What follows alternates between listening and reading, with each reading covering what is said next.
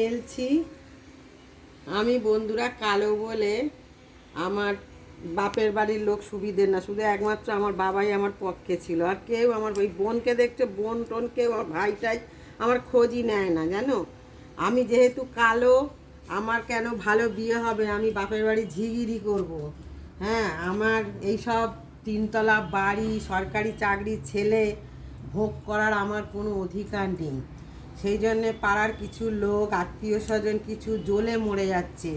আমার কপালে কেন এত সুখ হবে? বুঝেছো? আমি এইসবের যোগ্য না, তাও কেন হলো? ভগবানের ইচ্ছা। সেই জন্যে আজকে তোমার কাকু আমার সাপোর্টে ছিল বলে তাই আমি খেয়ে পড়ে ঘুরে বেরিয়ে বহল তবিয়াতে আছি। আর যদি আমি বিয়ে না করতাম না বন্ধুরা, আমার বাপের বাড়ি ঝিগিরি করে করে মরে যেতে হতো, জানো তো। বাপের বাড়ি সবাই বলে রাজকন্যা, যেসব মেয়েদের বেশি বয়সে বিয়ে হচ্ছে বা বিয়ে হয় না কালো বলে, তারা যে বাপের বাড়ির কী রাজকন্যা তারাই জানে।